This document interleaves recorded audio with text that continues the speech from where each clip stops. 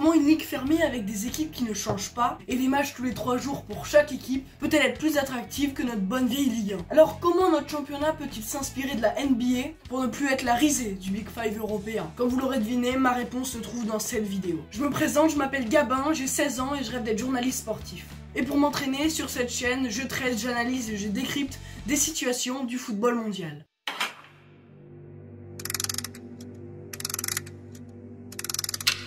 Surnommée Farmers League par nos voisins anglais, ce qui est sûr, c'est que notre Ligue 1, elle fait pas rêver. Certes, notre niveau moyen est en deçà des 4 autres gros championnats européens, mais pour moi, le niveau n'est pas la seule cause de notre non-attractivité. En tout cas, il n'en est pas la cause principale.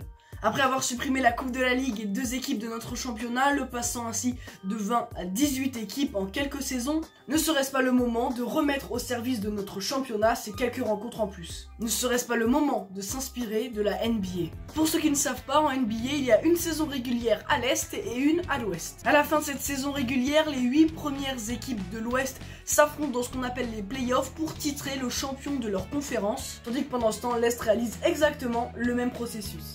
À la fin, les champions des 2 conférences s'affrontent en finale pour titrer le grand vainqueur de la NBA. Alors dans mon système de play-off en France, on s'inspirait de la NBA en ayant d'abord une saison régulière telle qu'elle est maintenant dans notre championnat, c'est-à-dire 34 rencontres pour les 18 équipes. Suite à ça, les 8 premières équipes de notre championnat seront elles qualifiées pour les play-offs. Et j'ai pris comme exemple la saison 2022-2023, puisque la saison en cours, c'est-à-dire 2023-2024, le classement n'est pas encore figé et terminé au moment où je tourne la vidéo. Ce qui signifie que cette année-là, les 8 qualifiés sont le PSG, le RC Lens, l'OM, Rennes, Lille, l'AS Monaco, l'OL et Clermont.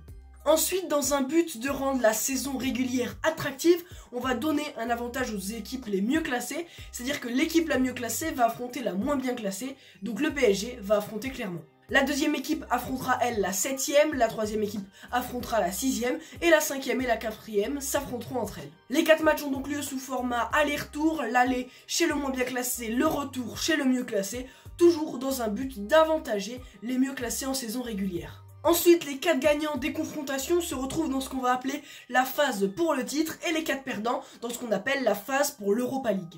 Pour la phase pour le titre ou pour la phase pour l'Europa League, le système est le même. L'équipe la mieux classée affronte les moins bien classées et les 2 restantes s'affrontent entre elles. Attention, sur le schéma qui va suivre, les numéros correspondent au classement des équipes durant la saison régulière et les numéros entourés sont les vainqueurs des confrontations. Par exemple ici, dans le cas où Paris gagne sa double confrontation contre Clermont, que Lens la perd contre l'OL, que l'OM la remporte face à l'AS Monaco et que Rennes l'emporte face à Lille, les 4 équipes dans la phase pour le titre sont donc le PSG, l'OL, Rennes et l'OM. Et donc le PSG va affronter les 7ème, l'Olympique Lyonnais, et l'OM va affronter le Stade Rennais. Dans la phase pour l'Europa League, on retrouve donc les perdants de la première série de matchs, à savoir Clermont, le RC Lens, le LOSC et l'AS Monaco. Suite à ce que l'on peut appeler les demi-finales de la phase pour le titre, les 2 équipes ayant reporté leur confrontation s'affrontent-elles en finale pour décerner le grand vainqueur de la Ligue 1, les 2 perdantes elles s'affrontent en petite finale. Et que ce soit la finale ou la petite finale, les 2 matchs sont des matchs à enjeu, puisque la finale décerne donc le gagnant de la Ligue 1 Uber Eats, tandis que la petite finale décerne elle le dernier ticket pour les phases de groupe de Ligue des Champions. Le perdant de la petite finale devra donc passer par les barrages. Suite à ça, on peut donc classer déjà les équipes de la première à la 4ème place. Dans la phase pour l'Europa League, même processus. Les gagnants des 2 demi-finales s'affrontent en finale et les 2 perdants en petite finale. Et c'est là que ça va commencer à devenir intéressant, même pour les places entre la 5ème et la 8ème place. En effet, 2 possibilités s'offrent, jouer la finale de Coupe de France avant ces affiches ou la jouer après. Dans le cas où on joue les finales de Coupe de France avant, on saurait donc l'enjeu pour la finale et pour la petite finale. En effet, puisque la Coupe de France accorde un billet direct en Europa League, si la coupe est remportée par une équipe déjà qualifiée en Europa League ou en Ligue des Champions, le billet doit donc être donné par le championnat. Dans ces cas-là, ça veut dire que la grande finale de cette phase pour l'Europa League n'a pas beaucoup d'intérêt, puisqu'en effet, les 2 équipes disposeront d'une place en phase de poule de Ligue Europa.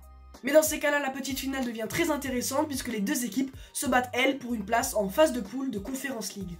Dans un autre cas, on finit la saison par la finale de la Coupe de France, ce qui me semble être la meilleure décision.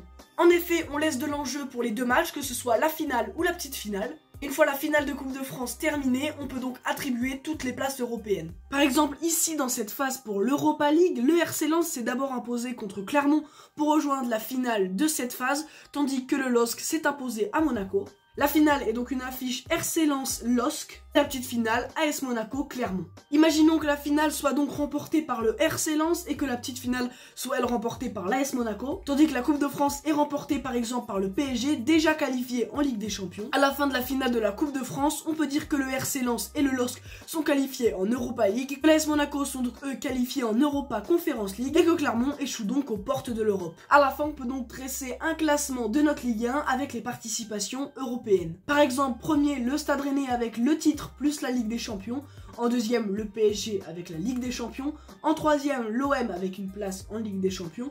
Quatrième, l'OL, eux, doivent passer par les barrages pour la Ligue des Champions. Cinquième place, Lens et sixième place, le LOSC directement en phase de poule d'Europa League. Septième place, l'AS Monaco en phase de poule de Conference League.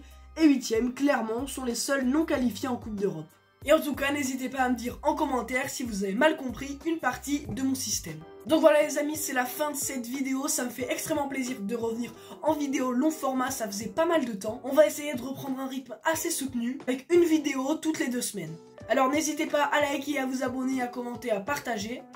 Et en attendant la prochaine vidéo, n'hésitez pas à aller regarder les shorts qui sortent un jour sur 2. Moi je vous dis merci de m'avoir écouté et à bientôt.